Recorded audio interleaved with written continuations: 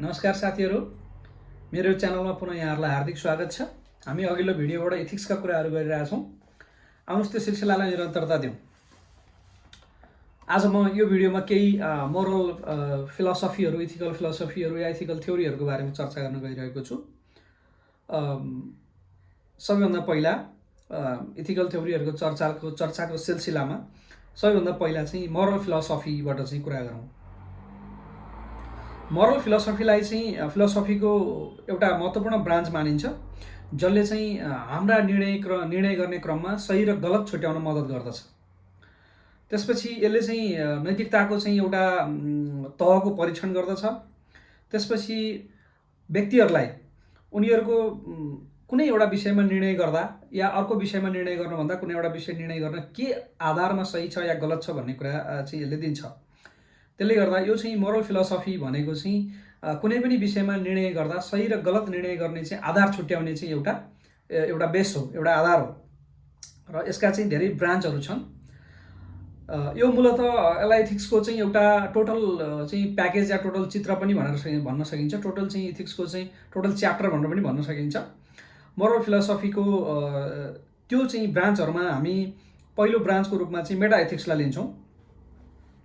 मेटा ethical ब्रान्चले चाहिँ मुख्य गरी अलि ठुला विषयवस्तुहरूको बारेमा चर्चा गर्छ, जस्तो बिग पिक्चर क्वेसन भनेर भनिन्छ। वाट इज मोरालिटी, होइन, न्याय के हो, जस्टिस के हो, सत्य के हो, भगवान छ कि छैन भन्ने खालका अलिकति फिलोसफिकल चाहिँ क्वेसनहरूको यसले आन्सर गर्छ। त्यसलाई चाहिँ हामीले मेटा इथिकल पार्ट भनेर चाहिँ भन्ने गर्छौँ। यसको अर्को ब्रान्च छ नर्मेटिभ इथिक्सको पार्ट। नर्मेटिभ इथिक्सले चाहिँ कुनै विशेष परिस्थितिमा हामीले के निर्णय गर्नुपर्छ, what we ought to do, होइन, हामीले चाहिँ कुनै परिस्थितिमा चाहिँ हामीले कस्तो निर्णय गर्नुपर्छ भन्ने बारेमा चाहिँ यसले बताउँछ। यसले मूलतः तीनवटा महत्त्वपूर्ण फ्रेमवर्क दिन्छ हामीलाई डिसिजनको लागि। एउटा डिअन्टोलोजिकल एप्रोच, एउटा युटिलिटेरियनिजम, यसमा चाहिँ दुईवटा पाटो पर्छ, कन्सिक्वेन्सियलिजम र हिडोनिजम। त्यसपछि गएर तेस्रो चाहिँ भर्च्यु इथिक्स। यसरी नर्मेटिभ इथिक्सका तीनवटा ब्रान्च, डिअन्टोलोजिकल, युटिलिटेरियनिजम र भर्च्यु इथिक्स, तीनवटा पाटो छ। यसको बारेमा म अरू कुनै सन्दर्भमा चर्चा गर्छु, यी सबै विषयमा चाहिँ डिटेलमा चर्चा गर्छु। त्यसपछि अप्लाइड इथिक्स। अप्लाइड इथिक्सले चाहिँ स्पेसिफिक र पार्टिकुलर चाहिँ इस्युहरूको चाहिँ डिलिङ गर्छ। यसले चाहिँ मोरल इम्पोर्टेन्सहरूसँग जोडिएका विषयहरूको चाहिँ डिलिङ गर्छ, जस्तो वार चाहिँ सही हो कि होइन, क्यापिटल पनिसमेन्ट हुनुपर्छ कि पर्दैन, अबर्सन ठिक छ कि छैन, अबर्सनको कानुन लगायतका विषयहरू। जस्तो चाहिँ त्यसले गर्दा कुनै निश्चित सन्दर्भमा चाहिँ स्पेसिफिक च्यालेन्जहरू उत्पन्न भएको सन्दर्भमा चाहिँ जो व्यक्तिको दैनन्दिनमा चाहिँ ती समस्याहरू आएका हुन सक्छन्, त्यसलाई कसरी फेस गर्ने भन्ने कुराको चाहिँ यसले हामीलाई र चाहिँ हाम्रो सहकर्मी, हाम्रो परिवार, हाम्रो छिमेक, हाम्रो समाज, हाम्रो देशले चाहिँ कसरी निर्णय गर्नुपर्छ भन्ने बारेमा चाहिँ अप्लाइड इथिक्सले चाहिँ हामीलाई बाटोहरू देखाउँछ। अलिकति डिअन्टोलोजीको चर्चा गरौँ। डिअन्टोलोजी चाहिँ त्यस्तो इथिकल थ्योरी हो जसले चाहिँ सही र गलतको बिचमा चाहिँ भेद गर्दछ, सहीलाई गलतबाट छुट्याउँदछ। यसलाई चाहिँ इमानुएल कान्टले चाहिँ यसलाई यो थ्योरीको प्रतिपादन गरेका हुन्। इमानुएल कान्ट यहाँहरूले सुन्नुभएकै छ डिअन्टोलोजिकल एप्रोचको विषयमा। त्यसपछि उनको भनाइमा चाहिँ इथिकल थ्योरीहरूले चाहिँ युनिभर्सल मोरल लजहरूको चाहिँ फलो गरेको हुन्छ। त्यसपछि जस्तो चाहिँ यसमा के युनिभर्सल चाहिँ मोरल लहरू चाहिँ लागू हुन्छन्, जस्तो झुटो बोल्नु हुँदैन, होइन, त्यसपछि चाहिँ चोरी गर्नु हुँदैन, लगायत चाहिँ कानुनको पालना गर्नुपर्छ, देशको सेवा गर्नुपर्छ जस्ता खालका चाहिँ विषयहरूलाई यसले समेटेको छ डिअन्टोलोजिकल एप्रोचले। यो धेरै सजिलो छ, एप्लाई गर्न पनि धेरै सजिलो छ। कसैलाई नढाँट, कसैको चोरेर ठगेर नखाऊ, होइन, त्यसपछि चाहिँ कानुनको आदर गर भन्ने कुराहरू चाहिँ एप्लाई गर्न पनि सजिलो छ। यसले चाहिँ रुलको पालना गर र आफूलाई तोकेको कर्तव्य गर भनेर चाहिँ भन्छ। यसले चाहिँ तपाईँको अरू व्यवहारिक कुराहरू गर्दैन, जस्तो यसले कस्ट बेनिफिट एनालाइसिस गर्दैन। चोरी नगर, तर कुन अवस्थामा चोरी नगर, झुटो नबोल, कुन अवस्थामा झुटो नबोल। मैले अघिल्लो चाहिँ इथिकल चाहिँ भिडियोको सुरुमै कुरा गरेको थिएँ, कसैले औषधि चोरी गर्यो आमाको उपचारको लागि भनेर एउटा सन्दर्भ दिएको थिएँ। अब ठ्याक्कै त्यही हुन्छ। तपाईँको घरमा चाहिँ कोही व्यक्ति हतार आएर ढोका ढकढक गरेर तपाईँले उसलाई भित्र पस्न दिनुभयो, त्यो व्यक्ति तपाईँको घरमा लुक्यो। एकछिन पछाडि चाहिँ अर्को व्यक्तिले आएर ढोका ढकढक गर्दैछ, तपाईँ गएर ढोका खोल्नुहुन्छ, हेर्नुहुन्छ पछाडि आउने व्यक्तिको हातमा त बन्दुक छ, अनि उसले तपाईँलाई के सोध्छ भने अहिलेको व्यक्ति कहाँ गयो, त्यसलाई त मैले मार्नु छ। अब तपाईँले झुटो बोल्ने कि नबोल्ने? यहाँनिर झुटो बोलाइ गलत हो कि होइन? के चाहिँ इमेनुअल कान्टले भनेको डिअन्टोलोजिकल एप्रोच हुबहु लागु हुन्छ त साथीहरू यसमा? ल भन्नुहोस् त। अब तपाईँले झुटो नबोल्ने बित्तिकै के हुन्छ? त्यो व्यक्तिको ज्यान जान्छ। त्यो व्यक्ति त मेरो घरमा लुकिया छ भन्नु पऱ्यो तपाईँले। यस्ता विषय तपाईँ हाम्रो जीवनकालमा कैयौँचोटि आउँछन्। तपाईँले महाभारत हेर्नु भएको छ, महाभारतमा युधिष्ठिरलाई त्यही समस्या पर्यो। उनी डिअन्टोलोजिकल एप्रोच, उनी इमेनुअल कान्टको फिलोसफीका चाहिँ करिब करिब हुबहु पालनकर्ता थिए। उनले कहिल्यै चाहिँ झुटो बोलेनन्। तर चाहिँ जब द्रोणाचार्यलाई वध नगरेसम्म महाभारत युद्ध सम्पन्न नहुने भयो र द्रोणाचार्य चाहिँ अश्वत्थामाको मृत्यु नसुनेसम्म उनको मृत्यु हुँदैन थियो। त्यो परिस्थितिमा द्रोणाचार्यलाई अश्वत्थामा मारिए भनेर चाहिँ खबर सुनाउनु पर्ने भयो। अरूले भनेको उनले नपत्याउने भए। युधिष्ठिरलाई सोध्न गएको प्रसङ्ग यहाँहरूले सुन्नु भएको छ। भनिसकेपछि डिअन्टोलोजिकल एप्रोच चाहिँ हामीलाई लागू गर्न सजिलो भए पनि यो व्यवहारमा कार्यान्वयन गर्न जटिल छ। युधिष्ठिर जस्तो व्यक्तिलाई झुटो बोल्न बाध्य बनायो भनेपछि डिअन्टोलोजिकल एप्रोच चाहिँ हाम्रो सबै सन्दर्भमा, सबै परिस्थितिमा लागू हुन्छ भन्ने छैन। अब यी चोरीकै कुराहरू गरे, डोन्ट चिट, होइन? डिअन्टोलोजिकल एप्रोचको अर्को थ्योरी, अब आमा बिरामी छन्, औषधि किन्ने पैसा छैन, त्यसपछि उसको छोराले चाहिँ औषधि चोरी गर्यो। अब त्यसलाई चाहिँ तपाईँले अपराध ठानेर जेल हाल्नुहुन्छ कि उसलाई चाहिँ तपाईँले व्यवहारिकता हेरेर छोडिदिनुहुन्छ? यी विषय छन्।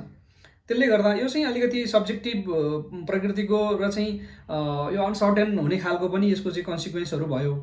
त्यसले गर्दाखेरि चाहिँ यो अलिकति सुन्दा साह्रै राम्रो भए पनि, होइन, एकदम चाहिँ नैतिक जीवन जिउनुपर्छ, त्यसपछि रुल फलो गर्नुपर्छ, समाजले बनाएका नियममा बस्नुपर्छ भन्दै जाँदाखेरि पनि कहिलेकाहीँ अनएक्सेप्टेबल हुन्छ। एकै केसमा सधैँ ढाँट्दिनँ भनेर सम्भव हुँदैन, सधैँ गलत गर्दिनँ भनेर सम्भव हुँदैन। तपाईँको घरमा चाहिँ छोरो चाहिँ कम्प्युटर इन्जिनियर छ, साइबर इन्जिनियर छ, उसले एक दिन चाहिँ सर्च गर्दै जाँदा, यसो कम्प्युटर चलाउँदै गर्दा उसले के देख्यो भने नेपाल सरकारको चाहिँ कुनै एउटा वेबसाइट त त्यहाँबाट चाहिँ कसैले चाहिँ त्यसबाट डाटा चोरी गर्दैछ। उसले त्यसलाई रोक्न सक्छ, तर त्यसको लागि उसले चाहिँ त्यो चाहिँ सिस्टम क्र्याक गर्नुपर्छ। अब उसले पुलिसलाई खबर गर्न पनि सक्थ्यो होला, तर तपाईँलाई सोध्यो मैले चाहिँ यो वेबसाइट क्र्याक गरेँ भने यो चोरी रोक्न सक्छु, म गरौँ कि नगरौँ, नत्र नेपाल सरकारको डाटा जाने भयो। तपाईँ के गर्नुहुन्छ? तपाईँ डिअन्टोलोजिकल थ्योरी अपनाउनुहुन्छ, तपाईँले त चाहिँ अर्काको वेबसाइट चाहिँ ब्रेक गर्नु हुँदैन, तपाईँ त के अरे ह्याकरको रूपमा चाहिँ कुनै वेबसाइटभित्र छिर्नु हुँदैन या गलत काम त गर्नु हुँदैन भन्ने छ तपाईँको चाहिँ मूल्य मान्यता। त्यसले गर्दा डिअन्टोलोजिकल एप्रोच चाहिँ साह्रै राम्रो हुँदै पनि कैयौँ सन्दर्भमा चाहिँ यसलाई हुबहु पारित गर्न, हुबहु लागू गर्न सकिँदैन भन्ने अर्थमा चाहिँ मैले साथीहरूलाई त्यही नै विनम्रतापूर्वक निवेदन गरेको छु। यहाँहरूले यो विषयमा धेरै पढ्नुभयो होला, धेरै बुझ्नुभयो होला। त्यसपछि अर्को एउटा चाहिँ थ्योरीको कुरा गरौँ। हाम्रो अर्को थ्योरी छ युटिलिटरिनिजम। युटिलिटरिनिजम पनि त्यसै गरी इथिकल थ्योरी हो, जसले चाहिँ आउटकमको आधारमा राइट र रङलाई डिटरमाइन गर्छ। त्यो चिज राइट हो जसको आउटकम राम्रो हुन्छ, त्यो चिज चाहिँ गलत हो जसको आउटकम चाहिँ नराम्रो हुन्छ भन्ने अर्थमा युटिलिटरिनिजम चाहिँ थ्योरी भन्छ। र यो चाहिँ इथिक्सको थ्योरीमा सबैभन्दा धेरै लागू हुने थ्योरी पनि हो। सबैभन्दा धेरै सन्दर्भमा डिसिजन गर्दाखेरि अप्लाई हुने थ्योरी युटिलिटरिनिजम नै हो। It explains the ethical choice is the one that will produce the greatest good for the greatest number. यसले चाहिँ के भन्छ भने जुन निर्णयले तपाईँले धेरैभन्दा धेरै व्यक्तिलाई लाभ पुर्याउन सक्नुहुन्छ, जुन निर्णयले तपाईँ धेरैभन्दा धेरै व्यक्तिलाई लाभ पुर्याउन सक्नुहुन्छ, त्यो निर्णय नै सही हो। त्यसले गर्दाखेरि होइन त, थ्योरिटिकल्ली त त्यही नै हो। तपाईँले चाहिँ कुनै निर्णय गरेर जुन निर्णयबाट तपाईँ धेरैभन्दा धेरै व्यक्तिलाई लाभ दिन सक्नुहुन्छ, द्याट इज गुड। त्यही कारणले नै गर्दाखेरि चाहिँ तपाईँको युद्ध चाहिँ लजिकल भएको छ, युद्धलाई हामीले एक्सेप्ट गरेका छौँ। युटिलिटरिनिजमको थ्योरीले नै चाहिँ वारलाई चाहिँ एक्सेप्ट गरेको छ, अथवा डुइङ बिजनेसलाई एक्सेप्ट गरेको छ, बिजनेस गर्ने कुरा, नत्र कसैलाई चाहिँ थोरैमा किनेर महँगोमा बेच्ने कुरा पनि अर्को एङ्गलबाट हेर्न सकिन्थ्यो होला। त्यसपछि तर यति हुँदै पनि हामी सधैँ चाहिँ युटिलिटरिनिजमको यसका दुईवटा पाटो छन्, होइन, कन्सिक्वेन्सियलिजम र हिडोनिजम, त्यसको बारेमा पनि म चर्चा गर्छु। तर चाहिँ त्यति हुँदै पनि सधैँ चाहिँ यसको आउटकम कस्तो हुन्छ भनेर चाहिँ गुड अर ब्याड हुन्छ भनेर हामी अनुमान गर्न सक्दा रहन्छौँ, र यसका पनि लिमिटेसनहरू रहेछन्। त्यसपछि इन्डिभिजुअल राइट्स र भ्याल्युजको चाहिँ यसले कुरा गर्दो रहन्छ। उदाहरणको लागि चाहिँ म तपाईँलाई भन्छु, नेपालको चाहिँ 5% मान्छेलाई दास बनाइदियो भने नेपालका 18% मान्छे गरिबीको रेखाबाट माथि उठ्छन्। युटिलिटरिनिजमले त के भन्छ यो थ्योरीले त भने जब धेरै मान्छेको चाहिँ उद्धार हुन्छ, कल्याण हुन्छ, राम्रो हुन्छ भने त्यो त सही हो भन्छ यसले। त गर्न सकिन्छ त 5%लाई दास, ल 5% नै छोडिदियो, 2%लाई दास बनायो भने नेपालको गरिबी निवारण हुन्छ, 18% मान्छे गरिबीको रेखाबाट माथि उठ्छ। कार्यान्वयन गर्न सकिन्छ, एक्सेप्टेबल हो। होइन, त्यही समस्या हुन्छ। त्यसले गर्दा कतिपय कुराहरू चाहिँ युटिलिटेरियनिजम थ्योरीले चाहिँ greatest good for greatest number of people भने पनि, धेरैभन्दा धेरै व्यक्तिलाई लाभ पुर्याउने चाहिँ थ्योरीको कुरा गरे पनि यसले पनि सधैँ चाहिँ यसले राम्रो गर्छ भन्ने छैन। अझ अर्को एउटा उदाहरण छ, यो धेरैतिर उदाहरण यहाँहरूले पाउनुहुन्छ। जस्तो उदाहरणको लागि चाहिँ एउटा अस्पतालमा 3 जना या 4 जना बिरामी चाहिँ अर्गन ट्रान्सप्लान्ट कुरेर बसिरहेका रहेछन्। कसैलाई किडनी चाहिएको छ, 2 जना व्यक्तिलाई एकवटा किडनी चाहिएको, एउटालाई हार्ट चाहिएको, एउटालाई लिभर चाहिएको, अर्कोलाई लङ्स चाहिएको, ल भने 5 जना चाहिँ व्यक्तिहरू एकदम जीवन मरणको दोसाँधमा रहेछन्। त्यसो भए चाहिँ के एउटा स्वस्थ व्यक्तिलाई काटेर यी 5वटा अङ्ग झिकेर 5 जना व्यक्ति बचाउन सक्छौँ त हामी? यसो हेर्दा त एउटालाई हानि हुने, 5 जनालाई चाहिँ राम्रो हुने हो नि त। त्यो कारणले गर्दा युटिलिटेरियनिजमको थ्योरी चाहिँ यसले राम्रो गर्दा गर्दै पनि सधैँ it's not acceptable. That's why moral philosophy is so challenging, होइन। यसलाई एउटा चाहिँ सेट रुलभित्र चाहिँ हामी बस्न सक्ने भएको भए त यो अवस्थै हुँदैन थियो। त्यसले गर्दा नै धेरैभन्दा धेरै थ्योरीहरू प्रतिपादन भएको छन्, धेरैभन्दा धेरै यसमा अपवादहरू लेखिँदै गएको छ। त्यसले गर्दा युटिलिटेरियनिजमको चाहिँ थ्योरीले चाहिँ त्यही भन्छ, greatest good for greatest number of people, but it is not applicable in all situation, होइन। सधैँ त यो लागु हुँदैन। सो स्टिल यो चाहिँ मोस्ट रिजन बेस्ड एप्रोच हो। अब इथिक्सका थ्योरीहरूमध्ये चाहिँ यो सबैभन्दा लजिकल थ्योरी चाहिँ हो, but it has certain limitations, होइन। यसका पनि आफ्ना सीमाहरू छन्। ठिक छ साथीहरू, अब चाहिँ अलिकति भर्चु इथिक्सको कुरा गरौँ। युटिलिटेरियनिजमभित्रको चाहिँ कन्सिक्वेन्सियलिजम र हेडोनिजमको बारेमा म यो भर्चु इथिक्सको कुरा गरेपछि गरौँला। त्यो त्यसैको युटिलिटेरियनिजमकै पार्ट हो। भर्चु इथिक्स चाहिँ अलिक छोटो छ, मैले टिपेको। यो भर्चु इथिक्स भनेको चाहिँ अब एरिस्टोटलले डेभलप गरेको थ्योरी हो, यहाँहरूले बुझ्नु भएकै छ, होइन। यसले चाहिँ it is the quest of understand and live the life of a moral character, होइन। एकदम नैतिक जीवन जिउने कुराहरू, एकदम चाहिँ अब श्रवण कुमार भन्ने कुराहरू, एकदम आदर्शवादी हुने कुराहरू, हाम्रो चाहिँ इतिहासमा हाम्रो चाहिँ नैतिक शिक्षाले एकदम आदर्शवादी भनेर चाहिँ परिकल्पना गरेका खालका जीवनहरू जिउने कुराहरू, होइन। ग्रिक फिलोसोफर एरिस्टोटलले चाहिँ डेभलप गरेका भए यो चाहिँ क्यारेक्टर बेस्ड एप्रोच हो मोरालिटीको। यो चाहिँ के भन्छ भने हामीले जिन्दगीमा भर्च्यु भनेको चाहिँ लामो अभ्यासबाट पाउँछौँ। हाम्रोमा पनि भनाइ छ नि साथीहरू, इज्जत कमाउन चाहिँ जीवन जान्छ, इज्जत गुमाउन केही मिनटको चाहिँ घटनाले इज्जत जान्छ भने जस्तै यसले पनि त्यही कुरा गर्छ। जीवन पर्यन्त गरेको मेहनतले चाहिँ हामीले एउटा भर्च्यु, एउटा इज्जत कमाएका हुन्छौँ, एउटा प्रतिष्ठा कमाएका हुन्छौँ, होइन त। त्यसपछि चाहिँ त्यसले गर्दा हामीले जिन्दगीमा चाहिँ अनेस्ट हुनुपर्ने, होइन। त्यसपछि न्यायपूर्ण जस्ट हुनुपर्ने, ब्रेभ हुनुपर्ने, जेनरस हुनुपर्ने, र त्यसपछि चाहिँ यस्तो खालको चाहिँ मोरल क्यारेक्टरहरू चाहिँ हामीले जिन्दगीमा डेभलप गर्नुपर्छ। त्यो भयो भने चाहिँ हामी भर्चुअस ह्युमन बिइङ भइन्छ भन्ने हिसाबले एरिस्टोटलले डेभलप गरेको भर्चु इथिक्सको पार्ट चाहिँ हामी नैतिकवान मान्छे बन्नुपर्छ, हामी असल नागरिक बन्नुपर्छ, असल राष्ट्र सेवक बन्नुपर्छ। हामीले चाहिँ विभिन्न खालका जस्तो चाहिँ अब हाम्रो सन्दर्भमा कुरा गऱ्यो भने यही नोलान प्रिन्सिपलका कुराहरू गरौँ न, होइन। इन्टिग्रिटी, फेयरनेसका कुरा, इम्पार्सियलिटीको कुरा, ट्रान्सपरेन्सीका कुराहरू हाम्रो सन्दर्भमा दे आर भर्च्यु थिङ्स, होइन त। भर्च्यु इथिक्सका विषयहरू हुन्। त्यसले गर्दाखेरि चाहिँ एरिस्टोटलको भनाइअनुसार चाहिँ नागरिक चाहिँ तपाईँको लोयल हुनु पर्यो, त्यसपछि जस्ट हुनु पर्यो, ब्रेभ हुनु पर्यो, अनेस्ट हुनु पर्यो, जेनरस हुनु पर्यो। कर्मचारीको पाटो हो भने हामी ट्रान्सपरेन्ट हुनु पर्यो, त्यसपछि इथिकल हुनु पर्यो। त्यहाँभित्र गएर चाहिँ अब त्यही अहिले भनेका नोलान प्रिन्सिपलका चाहिँ विषयहरूमा चाहिँ हामी केन्द्रित रहेर चाहिँ त्यस्तो खालको चाहिँ क्यारेक्टर हामीले डेभलप गर्दै जानु पर्यो भन्ने कुराहरू हो। यो भर्चु इथिक्सका पनि आफ्ना लिमिटेसन्सहरू छन्। यी सबै कुरा सधैँ चाहिँ लागु हुँदैनन् र चाहिँ यो धेरै पुरानो हो, भने ग्रिकको पालाको चाहिँ फिलोसफी अब अहिले त्यसलाई हुबहु लागु गर्ने कुरा सम्भव छैन। अब हामीले पनि हाम्रो धर्मशास्त्रहरूमा श्रवण कुमारको कुराहरू पढेका छौँ, होइन। त्यसै गरी चाहिँ आदर्शवादी छोराको कुरा गर्दा, आदर्शवादी भाइको कुरा गर्दा, लक्ष्मणको कुरा गरे, जो दाजु भाउजूको सेवामा आफ्नो जीवन उनले समर्पित गरे।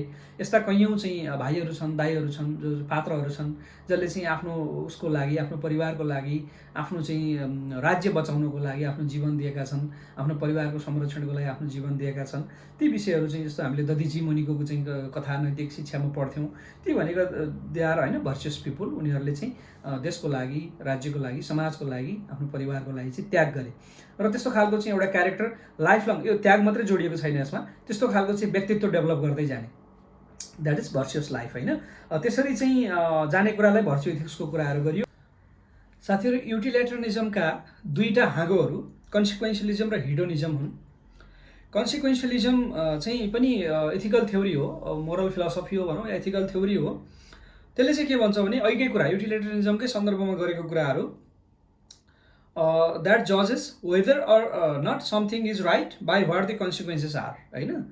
नतिजाको आधारमा कुनै चिज सही थियो कि गलत थियो भनेर विश्लेषण गर्ने कुराहरू। यसले चाहिँ अहिले भनेकै विषयहरूमा जस्तो अहिले हामीले चाहिँ यतापट्टि डोन्ट लाई डोन्ट चिट भन्दै गर्दाखेरि चाहिँ ती चिजहरूलाई चाहिँ त्यसरी कोरा हिसाबले हेरेर हुँदैन। इमेनुअल कान्टले भने जस्तै डिअन्टोलोजी लगाएर मात्रै हुँदैन, डिअन्टोलोजिकल एप्रोचबाट हेरेर मात्रै हुँदैन, यसलाई कन्सिक्वेन्सलिजमको पाटोबाट हेर्नुपर्छ। उसले झुटो किन बोल्यो त, उसले चाहिँ चिट किन गर्यो, उसले वेबसाइटको चाहिँ तपाईँको चाहिँ के अरे सफ्टवेयर किन ह्याक गर्यो त भन्ने कुराहरूलाई चाहिँ त्यसको कन्सिक्वेन्सबाट चाहिँ हामीले हेर्नुपर्छ भन्ने कुराहरूको चाहिँ यसले चर्चा गर्छ। जस्तो लाइङ इज नट गुड होइन, झुटो बोल्नु त राम्रो होइन, तर चाहिँ कसै झुटो बोलेर कसैको जीवन बच्छ भने होइन, अब चोरीलाई पनि त्यही अनुसार भन्न सकिएला। त्यो कारणले गर्दाखेरि चाहिँ कन्सिक्वेन्सलिजमले चाहिँ कुनै कुरा सही थियो कि गलत थियो भनेर चाहिँ हामीले निष्कर्ष निकाल्ने या नैतिक चाहिँ तपाईँको थ्योरी चुज गर्नको लागि चाहिँ त्यसको नतिजामा आधारित भएर हामीले हेर्नुपर्छ। त्यसको नतिजा के आयो त, आउटकम के आयो, त्यसको रिजल्ट के आयो, त्यो पाटोबाट चाहिँ त्यो डिसिजन नैतिक थियो कि थिएन भन्ने कुराको निष्कर्ष निकाल्नुपर्छ भन्ने कुरा यसले गर्छ। त्यसपछि यो पाटो अघि नै मैले दुईवटा इक्जाम्पल भने, एउटा इक्जाम्पलमा चाहिँ एकजना मान्छेको चाहिँ अर्गान दिएर चाहिँ 5 जना मान्छे बचाउने कुरा, त्यो ओभियसली सही थिएन। त्यसै गरी एउटा चाहिँ चोरलाई लखड्दै आएर चाहिँ के अरे घरभित्र थुनेको विषय थियो, जसको चाहिँ जीवन बचाएको विषय थियो, व्यक्तिको जीवन बचाउने महत्त्वपूर्ण कुरा थियो, त्यसले गर्दा त्यसलाई चाहिँ यसले सही भन्यो। तर त्यही केसमा कोही व्यक्ति आयो, तपाईँको घरमा ढकढक गर्यो, तपाईँले मान्छेलाई आश्रय दिनुभयो, एकछिनपछि एकजना मान्छे बन्दुक बोकेर आयो, तर बन्दुक बोकेर आउने मान्छे युनिफर्ममा थियो, पुलिस थियो। अब तपाईँ के गर्नुहुन्छ, अहिले तपाईँलाई त्यो डाका हो यसलाई मार्न आएको देखेर तपाईँले कन्सिक्वेन्सलिजमको पाटोबाट हेर्दाखेरि चाहिँ उसलाई संरक्षण दिनुभयो र तपाईँले झुटो बोलेकोलाई पनि हामीले सही भन्यौँ। अब अहिले आएर प्रहरी छ, ऊ कानुन कार्यान्वयन गर्ने निकायको मान्छे हो, उसलाई त्यो व्यक्तिलाई गिरफ्तार गर्ने अधिकार छ, त्यो व्यक्तिलाई कानुनको दायरामा ल्याउने, कानुनी चाहिँ के अरे कानुन कारबाहीको चाहिँ प्रक्रियामा लैजान सहयोग गर्ने तपाईँको पनि नागरिकको हिसाबले कर्तव्य हो। अब तपाईँले झुट बोल्नु हुन्छ कि हुँदैन, किन प्रहरीले देख्ने बित्तिकै गोली तान्दैन, त्यो स्थितिमा झुटो बोल्नु भएन होइन त। यसरी चाहिँ कन्सिक्वेन्सलिजमलाई चाहिँ तपाईँले अहिले झुटो बोल्दा व्यक्तिको जीवन बस्थ्यो, त्यो कारणले झुटो बोलेको सही भन्यो हामीले, तर यो सन्दर्भमा चाहिँ अब झुटो बोल्नु गलत हुनसक्छ। त्यसले गर्दाखेरि कन्सिक्वेन्सको आधारमा चाहिँ कुनै चाहिँ हामीले गरेको डिसिजन इथिकल भयो कि अनइथिकल भयो भन्ने बारेमा डिटरमाइन गर्ने थ्योरीलाई चाहिँ हामीले कन्सिक्वेन्सलिजम भन्छौँ। समटाइम चाहिँ गलत गर्दाखेरि पनि it's right things to do भन्छ क्या। कुनै चिज यसो समाजले चाहिँ गलत हो भनेको चिज गर्दा गर्दै पनि that is right thing to do. उदाहरणको एउटा अर्को एकदम कन्सिक्वेन्सलिजमको एउटा उदाहरण चाहिँ चर्चित उदाहरण छ। तपाईँलाई त्यस्तो नपरोस्, तर तपाईँ ड्राइभ गर्दै जानुभएको थियो, ड्राइभ गर्दै जाँदा अचानक तपाईँको गाडीको ब्रेक फेल भयो। त्यसपछि तपाईँ देख्नुहुन्छ तपाईँले त्यो गाडीलाई धेरै पर लान सक्नुहुन्न, काहीँ न काहीँ तपाईँले त्यसलाई क्र्यास ल्यान्डिङ गर्नुपर्छ। तपाईँको एक साइडमा 2 जना मान्छे उभिएका छन्, अर्को साइडमा 15-20 जना मान्छेको चाहिँ समूह छ। अब तपाईँले एक साइडमा त्यो गाडीलाई धकेलेर चाहिँ त्यसलाई अड्याउनै पर्छ। तपाईँले एक साइडमा लानु भने 2 जना मान्छे मारिन सक्छन्, अर्को साइडमा जानु भने 10औं मान्छे मारिन सक्छ। What do you do, what should you do, what ought to you do. यी चिजहरू कन्सिक्वेन्सलिजमले चाहिँ यो तपाईँले त्यस्तो स्थितिमा 2 जना भएपट्टि लगेर कमभन्दा कम क्षति गराउनु सही हो भन्छ, तर 2 जना मान्छे मार्नु त सही भएन नि। त्यो कारणले गर्दा कन्सिक्वेन्सलिजमलाई चाहिँ आउटकमको आधारमा त्यो घटनाको चाहिँ निष्कर्ष के आयो, के नतिजा निस्क्यो, त्यो आधारमा चाहिँ हाम्रो इथिकल थ्योरी ठिक भयो कि बेठिक भयो भनेर हामीले डिटरमाइन गर्नुपर्छ। कैयौँ सन्दर्भमा यस्ता थ्योरीहरू लगाएर हामीले हेर्छौँ। लाइफका हरेक सन्दर्भमा, हरेक इथिकल चाहिँ अप्ठ्याराहरूमा हामीले कन्सिक्वेन्सलिजमको चाहिँ पाटोबाट हेर्नुपर्छ। यो धेरै प्र्याक्टिकल, असाध्यै धेरै प्रयोग हुने थ्योरी यही नै हो। मैले तपाईँहरूलाई दिएका कैयौँ एक्जाम्पलहरू थिए चाहिँ अघिल्लो भिडियोमा मैले इथिक्ससँग जोडेर यहाँलाई केही चाहिँ क्वेसनहरू दिएको थिएँ। जस्तो तपाईँले चाहिँ ट्यालेन्ट चाहिँ साथी हायर गर्नुहुन्छ कि तपाईँले चाहिँ एकदम पोलाइट साथी, मिलनसार साथी हायर गर्नुहुन्छ भन्ने कुराहरू थियो। तपाईँ चाहिँ सेभिङलाई चाहिँ बढी जोड दिनुहुन्छ, अर्थतन्त्रको विकासलाई बढी जोड दिनुहुन्छ कि नैतिकतालाई बढी जोड दिनुहुन्छ भन्ने कुराहरू थियो होइन त। तपाईँ दुर्गममा हुँदा कसलाई उद्धार गर्नुहुन्छ भन्ने कुराहरू थियो। लगायत चाहिँ तपाईँ कार्यालयभित्र भएको कुनै घटनालाई लिएर गएर कुनै यौन हिंसा या अर्को खालको घटना भयो, तपाईँ हुइसेल ब्लो गर्नुहुन्छ कि गर्नुहुन्न, गल्ती गर्ने मान्छेलाई कानुनी चाहिँ सजायको दायराभित्र ल्याउनुहुन्छ कि ल्याउनुहुन्न भन्ने क्वेसनहरू मैले तपाईँलाई ती तमाम क्वेसनहरू राखेको थिएँ। ती क्वेसनहरूको आन्सर हामीले अधिकांशको चाहिँ हामीले आन्सर गर्ने भनेको कन्सिक्वेन्सलिजमकै फ्रेमवर्क हो। युटिलिटेरियनिजमभित्र बसेर कन्सिक्वेन्सलिजमको फ्रेमवर्क लगाएर यही ऐनाबाट, यही ग्लासबाट हेरेर चाहिँ नतिजा के आउँछ, नतिजा के आउने सम्भावना छ, त्यो आधारबाट चाहिँ हामीले राइट र रङको डिसिजन गर्नुपर्छ भन्ने कुराहरू हो। तर यसको पनि अभियसली, किन हामी थ्योरिटिकल कुरा गरिरहेको छौँ, यसको पनि लिमिटेसन्सहरू छ होइन। तपाईँ यु नेभर नो कि यु नेभर सर्टेनली नो होइन, आउटकम यही आउँछ भन्ने कुरा तपाईँ 100% स्योर कसरी हुनुहुन्छ र। अहिलेकै केसमा उदाहरण भनौँ, तपाईँ गाडी लिएर जाँदै हुनुहुन्थ्यो, फर इक्जाम्पल 2 जना मान्छे भएको ठाउँमा तपाईँले लानुभयो, 2 जना मान्छे चाहिँ बुङरुङ्गै परे, उनीहरूको क्षति नै भयो। 10-12 जना मान्छेहरूमध्ये कसैले त ल गाडी चाहिँ अनियन्त्रित हिसाबले आएको देखेर गाडी आयो अगाडि भाग भनेर सबैको बस्थ्यो कि, यु नेभर नो। तपाईँलाई चाहिँ नतिजा यही हुन्थ्यो भन्ने कुरो तपाईँ 100% स्योर भएर त भन्नु सक्नुहुन्न। ती चिजहरू चाहिँ भविष्य अनिश्चित भएको कुराहरू चाहिँ यसको लिमिटेसन हो। त्यसले गर्दा कहिलेकाहीँ यो थ्योरी लागू गर्ने कुरा पनि अब्जेक्सनेबल हुनसक्छ भन्ने कुराहरू चाहिँ एथिक्सको त्यो चाहिँ तपाईँको थ्योरीले गर्छ। यसलाई एथिक्सको थ्योरी भन्नुहोस् या मोरल फिलोसफी भन्नुहोस्। त्यसपछि चाहिँ हामी अब यसको यो मोरल फिलोसफीको अन्तिम चाहिँ तपाईँको थ्योरीमा जाउँ, हिडोनिजम। हिडोनिजम साथीहरूले सुन्नु भएको छ होइन, बुझिरहनु भएको छ। यसको चाहिँ एक सेन्टेन्समा यसको चाहिँ तपाईँको भनेको थ्योरी भनेको कुनै काम गर्दा प्लेजर हुनु पर्यो या आनन्द आउनु पर्यो या एब्सेन्स अफ पेन, कुनै पनि खालको पीडा हुनु भएन। Pleasure, presence of the pleasure and absence of pain, that's hedonism. त्यसपछि यो यति सिम्पल छ। त्यसले गर्दाखेरि चाहिँ यो कुनै तपाईँले डिसिजन गर्दाखेरि तपाईँलाई प्लेजर हुन्छ भने, तपाईँलाई आनन्द आउँछ भने, तपाईँ आनन्दित हुनुहुन्छ भने that's good thing to do. If that avoid your pain and if that reduce your pain that's good thing to do. त्यसरी चाहिँ तपाईँलाई हिडोनिजमको थ्योरीले, इथिक्सको हिडोनिजमको थ्योरीले त्यही कुराहरू गर्छ। यो टाइप अफ कन्सिक्वेन्सियलिजम हो भनिहाल्यो। यसले चाहिँ प्लेजरमा बढी फोकस गर्छ। त्यसपछि चाहिँ अरू यसका अरू फ्याक्टरहरूमा चाहिँ यसले त्यति धेरै फोकस गर्दैन। त्यसपछि यसको अझ चाहिँ कोर पोटेन्सियल चाहिँ तपाईँको कोर एक्सन भनेको चाहिँ के छ भने प्लेजर चाहिँ हुनु पर्यो, पेन चाहिँ हुनु भएन, नट पेन होइन। Having pleasure not pain, maximum pleasure minimum pain.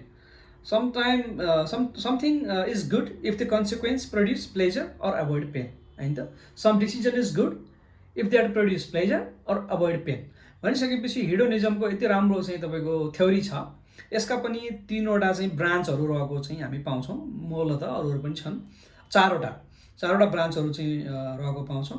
एउटा नर्मेटिभ हिडोनिजमले चाहिँ pleasure should be primary motivation of some decision भन्छ होइन। प्लेजर नै चाहिँ तपाईँको डिसिजनको चाहिँ आधार हुनुपर्छ भन्ने कुरो चाहिँ नर्मेटिभ हिडोनिजमले गर्छ। मोटिभेसनल हिडोनिजमले चाहिँ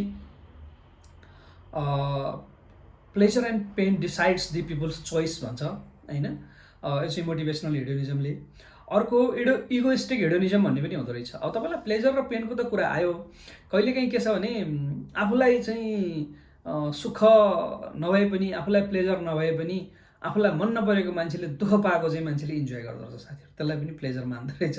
इगोइस्टिक हिडोनिजमले मेरो शत्रुको घरमा चाहिँ वज्रपात परोस् भने जस्तो के, शत्रुको घरमा वज्रपात पर्दा खुसी हुने हुन्छ मान्छे, त्यस्तो खालको पनि मान्छेको मनोवृत्ति हुँदो रहेछ, त्यस्तो खालको पनि भाव हुँदो रहेछ। द्याट इज कल्ड इगोइस्टिकल हिडोनिजम होइन। आफूलाई मन नपरेको मान्छेले दुःख पाएको देखेर आफू खुसी हुने, पेन चाहिँ पेन, अर्कालाई पेन, अर्काको पेनमा आफू प्लेजर हुने होइन, त्यस्तो खालको। त्यो चाहिँ उदाहरणको लागि चाहिँ भनौँ न, अब के अरे आफू चाहिँ मजाले साइकल चलिरहेछ, चढिरहेछ होइन त, आफू चाहिँ मजाले साइकलमा चाहिँ रिक्सामा चढिरहेछ, तर रिक्सा चलाउने मान्छे रुजिरहेछ। त्यो रिक्सा चलाउने मान्छे आफूलाई मन नपर्ने मान्छे होला होइन, भनिसक्यो यो रुजिरोस्, मलाई त आनन्द भइरहेछ भने जस्तो। अर्काको चाहिँ पेनसँग मतलब नहुने, आफ्नो प्लेजर खोज्ने। कहिलेकाहीँ चाहिँ के त भने आफूलाई प्लेजर होस् कि नहोस्, अर्काको, आफ्नो दुश्मन या आफ्नो चाहिँ राइभलको चाहिँ पेनसँग चाहिँ आफू कम्फर्टेबल फिल गरिदिने, द्याट इज कल्ड इगोइस्टिकल हिडोनिजम। अनि अर्को चाहिँ अल्टरिस्टिक हिडोनिजम। अल्टोरिजम त यहाँहरूलाई मैले भनिसक्न पाएको छैन। अल्टोरिजम इथिक्सको एउटा अर्को त्यस्तै महत्त्वपूर्ण चाहिँ परोपकारी काम गर्ने, सेवा गर्ने, सहयोग गर्ने खालको थ्योरी हो। अल्टरिस्टिक हिडोनिजम भनेको चाहिँ तपाईँले सन्तुष्टिको लागि चाहिँ कहिलेकाहीँ परोपकारी कामबाट पनि सन्तुष्टि मिल्छ, बाँडेर खाँदा पनि खुसी आउँछ। त्यसले गर्दाखेरि चाहिँ यो प्लेजर र पेनको कुरा गर्दाखेरि प्लेजर बढाउनको लागि चाहिँ सबै आफैले कन्ज्युम गर्नुपर्छ, सबै आफैलाई चाहिँ त्यो प्लेजर आउनुपर्छ भन्ने छैन। आफ्नो प्लेजर चाहिँ आफ्नो सर्कलमा बाँड्दाखेरि पनि आफ्नो प्लेजर बढ्छ या घट्दैन भन्ने हिसाबले बाँडेर खाने कुराहरूको गर्छ। यो चाहिँ अल्टरिस्टिक हिडोनिजम, यो चाहिँ परोपकारी सहयोगी भावनाको चाहिँ बाँडेर खाने भावनाको चाहिँ हो। यसरी हिडोनिजमको 4वटा नर्मेटिभ हिडोनिजम, मोटिभेसनल हिडोनिजम, इगोइस्टिकल हिडोनिजम र अल्टरिस्टिक हिडोनिजमको मैले कुरा गरेँ। हिडोनिजमसँगै कन्सिक्वेन्सियलिजमको कुरा गरेँ। कन्सिक्वेन्सियलिजम भनेको चाहिँ युटिलिटरिजमको ब्रान्च हो भन्ने कुरा गरेँ। युटिलिटरिजम भन्ने ब्रान्च चाहिँ गएर मोरल फिलोसफीको कुन ब्रान्चको त साथीहरू, यसलाई चाहिँ हामीले गएर मोरल फिलोसफीको नर्मेटिभ इथिक्सभित्रको ब्रान्च हो भन्ने कुरा गऱ्यौँ। यसरी मोरल फिलोसफीको नर्मेटिभ इथिक्सभित्रको यति धेरै ब्रान्चको कुरा त गरिहालियो। अर्को चाहिँ मेटा इथिकल ब्रान्चको सुरुमै कुरा गरिएको छ, त्यसपछि अप्लाइड इथिक्सको फेरि त्यसपछि कुरा गरिएको छ। यसरी चाहिँ इथिकल के अरे मोरल फिलोसफी या इथिकल थ्योरीलाई चाहिँ इथिकल थ्योरिजको ब्रान्चहरूलाई चाहिँ टाइप अफ इथिकल थ्योरिजहरूको चाहिँ पाटो चाहिँ मैले यहाँनिर समअप गर्छु। त्यसपछि म यहाँहरूसँग चाहिँ इथिक्सका अरू केही थ्योरीहरूको चर्चा गर्छु। साथीहरू यहाँहरूले चाहिँ यो पाटो कति पढ्नु भएको थियो, कति बुझ्नु भएको थियो थाहा छैन। मैले पनि थ्योरिटिकल कुराहरू यहाँहरूको अगाडि राखेको छु। मैले जे बुझेको थिएँ, जुन घटनाक्रमहरू मैले चाहिँ एक्जाम्पलहरू चाहिँ मेरो अध्ययनको क्रममा आएको थियो, करिब करिब त्यही एक्जाम्पलहरू यहाँहरूको अगाडि राखेको छु साथीहरू। अब अरू थ्योरीहरूको कुरा गरौँ। मोरल फिलोसफीको कुरा गरिसकेपछि चाहिँ साथीहरू अलिकति मोरल साइकोलोजीको कुरा गरौँ। मोरल साइकोलोजी चाहिँ उस्तो उस्तै लाग्छ है, मोरल फिलोसफी मोरल साइकोलोजी।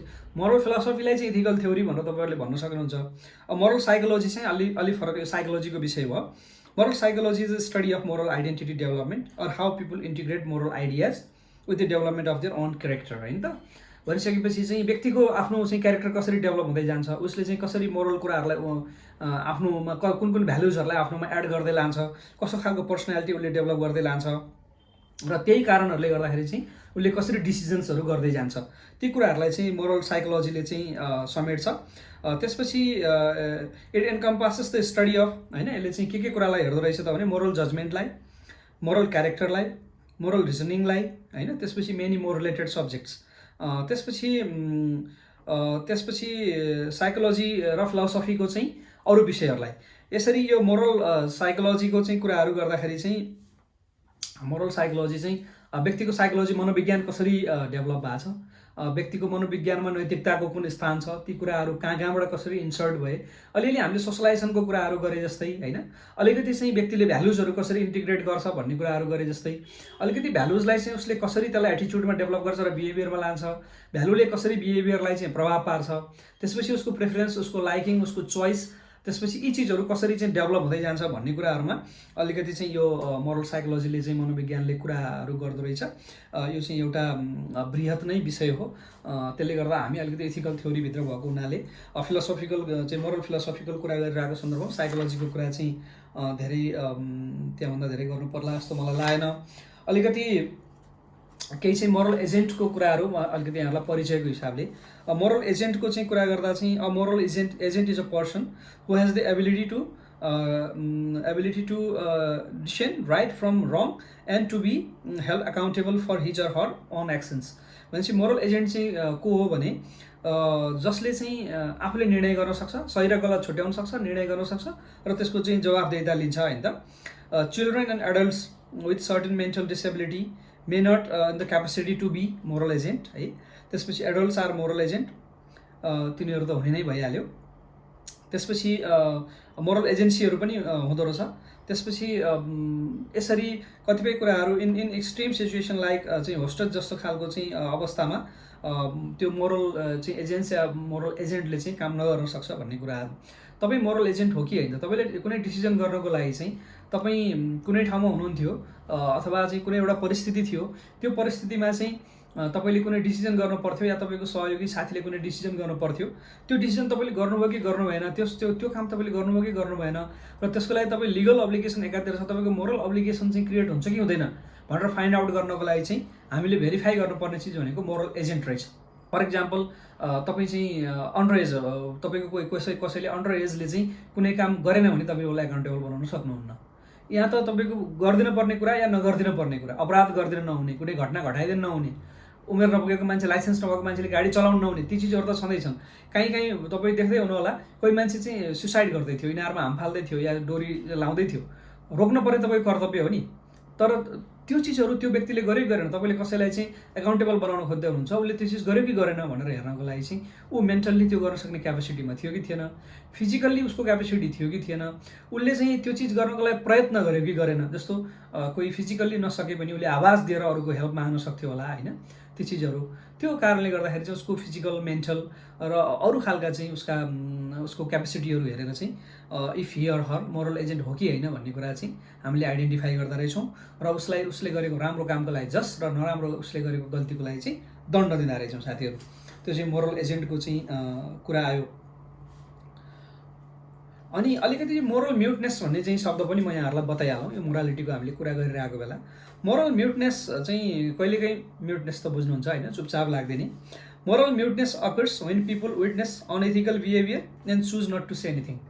आफैमा क्लियर छ नि त, कुनै गल्ती भइरहेको थाहा भयो तर त्यो गल्ती विरुद्ध बोलिएन, that is called moral muteness है।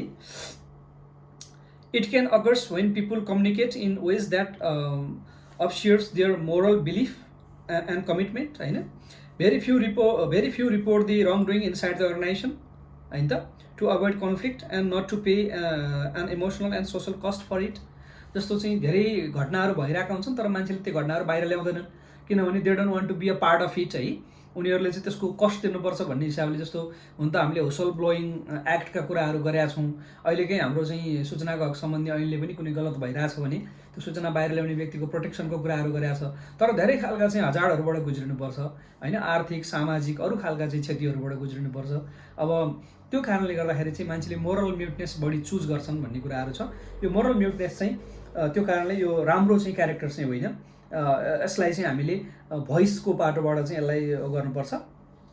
Indeed only relatively small percentage of people who see wrong doing speak up है। यो चाहिँ रिसर्चहरूले के बताउँछ भने गल्ती भइरहेको देखेका धेरै कम मान्छेले मात्रै आवाज उठाउँछन् होइन। To be ethical people we have to combat moral muteness in all चाहिँ एरियाज अफ आवर लाइफ। हामीले चाहिँ आफूलाई नैतिक चाहिँ मान्छेहरू बनाउनको लागि चाहिँ, आफूलाई नैतिक मान्छेको रूपमा स्थापित गर्नको लागि चाहिँ मोरल म्युटनेसहरूबाट चाहिँ हामीले आफूले त्यसबाट चाहिँ माथि उठाउन सक्नुपर्छ। मोरल म्युटनेसलाई हामीले चाहिँ पार गर्न सक्नुपर्छ, त्यो अवरोधलाई हामीले चिर्न सक्नुपर्छ। अदरवाइज हामी इथिकल मान्छे हुँदैनौँ। गल्ती भइरहेको देखेर पनि बोल्न नसक्ने, त्यसको विरुद्ध आवाज उठाउन नसक्ने चाहिँ हाम्रो कमजोरी हो भन्ने अर्थमा चाहिँ मोरल म्युटनेसको सन्दर्भ आयो। अलिकति रोल मोरालिटीको कुराहरू गरौँ। रोल मोरालिटीले चाहिँ के कुरा गर्छ भने role morality is the notion that people sometime fail to live up to their unethical standards because they see themselves as playing a certain role that excuses them from those standards। जस्तो चाहिँ अलिकति त्यो भूमिकाले गर्दाखेरि चाहिँ मान्छेले आफ्नो चाहिँ अलिकति इथिकल स्ट्यान्डर्डहरू बिर्सिदिँदो रहेछ। त्यो चिजलाई चाहिँ रोल मोरालिटीले कुरा गर्छ। हाम्रो सन्दर्भमा पनि भनाइ चाहिँ ठ्याक्कै यो त लागु त हुँदैन। जस्तो चाहिँ हामीहरू यो लामो समय स्थानीय निकायमा काम गरेको कर्मचारीहरूलाई के आरोप छ भने तल चाहिँ बस्यो पालिकामा या हिजोको जिपीसम्म बस्दाखेरि चाहिँ हामीले तल अधिकार पुगेन भन्ने कुरा देख्ने रे। अनि जब हामी त्यही रोल लिएर मन्त्रालय चाहिँ गएर चाहिँ के अरे शाखा महाशाखा हेर्न थाल्छौँ, ओहो तल कति धेरै अधिकार दिएको भन्ने देख्ने रे। त्यो रोलले चाहिँ आफ्नो चाहिँ भूमिकाहरू परिवर्तन हुने खालको कुराहरू करिब त्यस्तै रोल मोरालिटी। रोलले पनि चाहिँ तपाईँको त्यो भूमिकाहरू चाहिँ चेन्ज भएको देख्ने। The some person may make a completely different decision based on what had or occupational role he or she may be doing. For example तपाईँलाई कुनै टार्गेट दिएको छ र तपाईँले गरिरहेको काममा अलिकति चाहिँ त्यो के अरे स्ट्यान्डर्ड पुगेको छैन। तपाईँ यदि वर्कर हो भने तपाईँ त्यसलाई चाहिँ रोकौँ, यो त राम्रो भइरहेको छैन भन्नु होला। तर तपाईँ टार्गेट पाएको चाहिँ के अरे सुपरभाइजर हो भने तपाईँ त्यसलाई कन्टिन्यू गरिदिनु होला। अझ तपाईँको त्यो टार्गेटलाई लिएर गएर चाहिँ यदि तपाईँ कुनै इन्सेन्टिभसँग जोडिया रहेछ भने, जस्तो चाहिँ बजेट खर्च भएन भनेर जबरजस्ती बजेट खर्च बढाइदिने भन्ने जस्तो कुरा के। तपाईँ बजेट खर्च त बढाइदिनुहुन्छ तर त्यो बजेट खर्चको चाहिँ क्वालिटी कस्तो भएको छ तपाईँ कसले जिम्मा लिदिने होइन। एउटा इक्जाम्पल छ। जस्तो चाहिँ एउटा रिसर्च भएको रहेछ। त्यो रिसर्चमा के भनेको छ भने सेम कुरा भएको छ। औषधि कुनै एउटा औषधिले चाहिँ त्यसको अलिकति नेगेटिभ त्यसको गर्यो भन्ने कुराहरू आयो, के अरे नेगेटिभ साइड इफेक्टहरू गर्यो भन्ने कुरा आयो। त्यसले गर्दा एउटा गोष्ठीमा केही मान्छेहरूलाई चाहिँ तपाईँ औषधिको चाहिँ यो सेल्सम्यान हो ल, तपाईँ यो औषधिको चाहिँ यस्तो चाहिँ ऊ आयो, तपाईँ के गर्नुहुन्छ भनेर भन्दा धेरै जस्तो सेल्सम्यान या पसलमा बस्नेहरूले चाहिँ यो औषधि बेच्दिनँ भनेर चाहिँ सिफारिस गरे। त्यही टिममध्येको केही मान्छेलाई फेरि अर्कोचोटि चाहिँ ल तपाईँ चाहिँ त्यसको चाहिँ सुपरभाइजर या तपाईँ टार्गेट पाएको त्यसको मार्केटिङको चाहिँ टार्गेट पाएको युनिटको मान्छे हुनुहुन्छ, ल तपाईँ चाहिँ औषधिलाई के गर्नुहुन्छ भन्दा उनीहरूले म बेच्छु भनेर चाहिँ उनीहरूले त्यो सर्वे क्वेसनरहरू भरेको देखिन्छ। त्यसले गर्दा आफ्नो रोलको कारणले पनि मान्छेले इथिकल र अनइथिकल डिसिजनहरू गर्दो रहेछ भन्ने कुराहरूलाई चाहिँ गरेको छ। सो इथिकल बिहेभियर रिक्वायर्स होइन maintaining the same moral standards regardless of the role we play at home or work in a society भनेपछि तपाईँले एउटा इथिकल स्ट्यान्डर्ड बनाइसकेपछि तपाईँले त्यो इथिकल स्ट्यान्डर्डको कम्प्रोमाइज गर्नै हुँदैन। चाहे तपाईँ घरमा होस्, चाहे समाजमा होस्, चाहे अफिसमा होस्, चाहे कहीँ होस्। तपाईँ चाहिँ आफूले पर्दा चाहिँ त्यो इथिकल स्ट्यान्डर्ड नमान्दिने या अरू बेला मान्दिने, त्यो पनि डबल स्ट्यान्डर्ड भयो। त्यसै गरी चाहिँ तपाईँ सर्टन रोलमा हुँदा, तपाईँ हेड सर हुँदा या तपाईँ कार्यालयको प्रमुख हुँदा चाहिँ ती चिजहरूलाई आँखा चिम्लिदिने, तपाईँ चाहिँ अर्को रोलमा हुँदा ती चिजहरू ठिकै हुन् भनेर चाहिँ के अरे तपाईँहरूले चाहिँ त्यसलाई चाहिँ गलत हुन् भनेर त्यसलाई रोक्न खोज्ने, त्यो त भएन। भनिसकेपछि तपाईँले बनाएको चाहिँ यो इथिकल स्ट्यान्डर्डलाई you always have to follow होइन, रिगार्डलेस अफ यर रोल। तपाईँ कुन रोलमा हुनुहुन्छ, सहयोगीको रोलमा हुनुहुन्छ कि डिसिजन मेकिङको रोलमा हुनुहुन्छ कि कहाँनिर हुनुहुन्छ, तपाईँलाई टार्गेट पुगेको छ कि पुगेको छैन कि, तपाईँलाई पोलिटिकल प्रेसर छ कि छैन कि होइन, ती कुनै पनि कुरालाई कन्सिडर नगरिकन आफ्नो इथिकल स्ट्यान्डर्डलाई मेन्टेन गर्नुपर्छ भन्ने कुरा चाहिँ रोल मोरालिटीले कुरा गर्दो रहेछ साथीहरू। त्यसपछि सब्जेक्ट टु मोरल वर्थ भनेर पनि अलिकति म यहाँहरूलाई डिफाइन गरौँ। सब्जेक्ट टु मोरल वर्थ चाहिँ नैतिक के अरे मोरल चाहिँ मूल्य भएको चिजहरू के हो त? People are considered as the subject to moral worth होइन, त मान्छे त हुने नै भइहाल्यो। A subject of moral worth can also include beings होइन, के पनि हुने भए त भने एनिमलहरू पनि हुने भए, अब्जेक्टहरू हुने भए, जस्तो आर्टहरू हुन सक्ला होइन। त्यसपछि चाहिँ भ्यालुएबल चिजहरू हुन सक्ने भए तिनीहरू चाहिँ सब्जेक्ट टु मोरल वर्थ पनि हुने भए। यो सबै सब्जेक्ट टु मोरल वर्थहरूको सामूहिक नाउँ भनेको चाहिँ मोरल कम्युनिटी। मोरल कम्युनिटीमा चाहिँ includes all the people from birth to death, तिनीहरू चाहिँ मोरल कम्युनिटीभित्र पर्छ। त्यसपछि every people of the moral community has equal, त्यसपछि चाहिँ natural rights to moral protection है। त्यसपछि all members of moral community are subject to moral worth, but not all subject to moral worth are not the member or part of the moral community. यसरी यसलाई चाहिँ व्याख्या गरेको छ। Subject to moral वर्थमा चाहिँ animal, art होइन, त्यसपछि environment should be protected from unjustified harm. यी चिजहरू पनि चाहिँ जस्तो एउटा कुनै चिज तपाईँ एउटा घटनाको एउटा इक्जाम्पल के भने कुनै एउटा आर्ट ग्यालरीमा चाहिँ आगलागी भयो अनि फायर फाइटरहरू एकचोटि मात्रै भित्र गएर आउन सक्ने अवस्था छ, दोस्रो चोटिसम्म त्यो सखाप भइसक्छ अनि त्यहाँ केही मान्छे पनि फँसेका छन्, केही राम्रो राम्रो आर्ट पनि फँसेका छन्। पहिला कसलाई रेस्क्यु गर्ने, तपाईँ भए कसलाई रेस्क्यु गर्नु भन्नुहुन्छ भन्ने यस्तो खालको इथिकल चाहिँ तपाईँको च्यालेन्ज आयो भने सब्जेक्ट टु मोरल वर्थ त आर्ट पनि हो, त्यहाँभित्र भएको चाहिँ त्यो चाहिँ हाम्रो कला, हाम्रो संस्कृति त हाम्रो मोरल वर्थ त हो। तर सब्जेक्ट टु मोरल वर्थको कुराहरू गर्दै गरेर मोरल कम्युनिटीभित्र त त्यो दुइटै चिज हो, मान्छे पनि हो त्यो सामान पनि हो। तर चाहिँ मान्छेलाई बढी प्राथमिकता दिएर पहिला उद्धार गर्नु पऱ्यो। त्यो आर्ट जल्यो भने सकेसम्म बचाउने हो, अर्को एटेम्पमा सकिएन भने द्याट इज डिफ्रेन्ट केस चाहिँ त। त्यसले गर्दाखेरि चाहिँ यस्तो खालको चाहिँ पनि रिसर्चहरू भएको रहेछ। त्यो चाहिँ कुराले गर्दा मैले सब्जेक्ट टु मोरल वर्थको पनि कुरा गरेँ अनि अलिकति मोरल कम्युनिटीको पनि कुराहरू गरेँ। त्यसपछि थोरै अहिले मोरल म्युटनेसको कुरा गरेको थिएँ, अलिकति मोरल मायोपियाको कुरा गरौँ। मियोपिया साथीहरूले बुझ्नु भएकै छ होइन। मियोपिया अब चाहिँ दृष्टिदोष नदेख्ने, आँखा नदेख्ने जस्तो खालको चाहिँ होइन, के भन्छ रतन्दो टाइपको के भन्छ होइन। Moral myopia refers to the inability to see ethical issues clearly होइन। इथिकल इस्युजहरू चाहिँ छन् त्यहाँ, तर हामीले मोरल मियोपियाको कारणले त्यो इथिकल इस्युजहरू नदेख्ने, त्यो एउटा चाहिँ हाम्रो मोरल चाहिँ रोग, इथिकल रोग छ हाम्रो समाजमा होइन। कसैले चाहिँ नदीको सतह नै गहिराइरहेर चाहिँ ढुङ्गा गेटी बालुवा झिकिरहेछ पैसाको लागि, कसैले पैसाको लागि डङ्गाडङ्ग रुख काटिरहेछ होइन, कसैले पैसाको लागि भनेर जङ्गली जनावर चाहिँ हाम्रो संरक्षणमा परेको एकसिङे गैँडाको चाहिँ शिकार गरिरहेछ, कसैले बाघ मारिरहेछ, कसैले अर्को चिज केही गरिरहेछ, केही चिजको तस्करी गरिरहेछ। सो तिनीहरू चाहिँ तपाईँको ती चिजहरू भइरहेछ, रोक्न पर्नेले रोक्न सक्दै के अरे रोक्न प्रयास गर्दा गर्दै रोक्न नसकेको त आफ्नो कुरा भयो। तर चाहिँ त्यो भएको चाहिँ देख्दै नदेख्दिने या देखाएर अनदेखा गरिदिने होइन। चाहिँ तपाईँको ठुल्ठुलो इन्डस्ट्रीहरू लगाउँदाखेरि इन्भाइरोमेन्टमा कति असर गर्यो, त्यहाँको जलचरलाई, त्यहाँको चाहिँ अरू खालको चाहिँ तपाईँको चाहिँ बायोडाइभर्सिटीमा कति खालको असर गर्यो भन्ने कुरा स्टडी नगरिदिने, गरेको स्टडी रिपोर्टहरूलाई इम्प्लिमेन्ट नगरिदिने। त्यसले गर्दाखेरि चाहिँ एकदम दृष्टिदोषै भइदिने, पैसा देख्ने, त्यसपछि त्यहाँबाट भएको क्षति नदेख्ने खालको चाहिँ एउटा अनइथिकल चाहिँ तपाईँको प्याटर्न र बिहेभियर डेभलप भएको छ। त्यसलाई चाहिँ हामी मोरल मियोपिया भनेर भन्छौँ। It is the state that people do not recognize the moral implications of a problem, or we have to deteriorate moral vision. We have a distorted moral vision.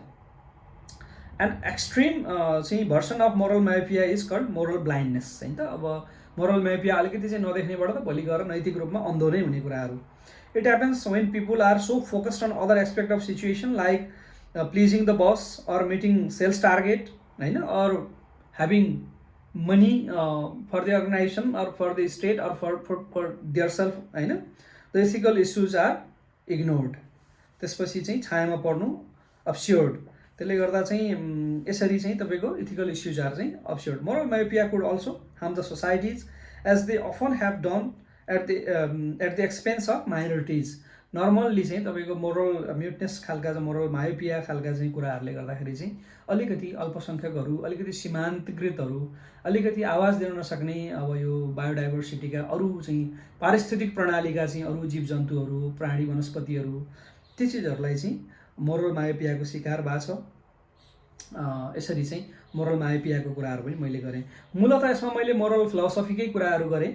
त्यसपछि अलिकति यो भिडियोमा थोरै मोरल साइकोलोजीको कुरा गरेँ। त्यसपछि केही मोरलसँग जोडिएका केही शब्दावलीहरूको डिफाइन गरेँ। मैले मोरल मायोपियाको कुरा गरेँ, मोरल म्युटनेसको कुरा गरेँ, सब्जेक्ट टु मोरल वर्थको कुरा गरेँ, मोरल कम्युनिटीको कुरा गरेँ, त्यसपछि रोल मोरालिटीको कुरा गरेँ, त्यसपछि चाहिँ गएर मोरल एजेन्टको कुरा गरेँ हैन त, मोरल एजेन्टको नि कुरा गरेँ जस्तो लाग्यो। त्यसपछि चाहिँ गएर यिनै कुराहरू गरेँ। यो भिडियो चाहिँ म यसमा टुङ्ग्याउँछु। त्यसपछि अर्को भिडियोमा चाहिँ म अरू इथिकल थ्योरीहरूको कुराहरू गर्छु। यसरी नै वास्तवमा यो शब्द समूहहरूको चाहिँ व्याख्या गर्छु। सायद यो इथिकल चाहिँ भिडियो सिरिजहरू चौथो भिडियोसम्म जाला जस्तो भयो साथीहरू। यो भिडियो चाहिँ मैले यहीँ रोकेँ। यहाँहरूसँग छिट्टै अर्को भिडियोमा भेट्ने वचनबद्धता व्यक्त गर्दछु। हस्, धन्यवाद, नमस्कार।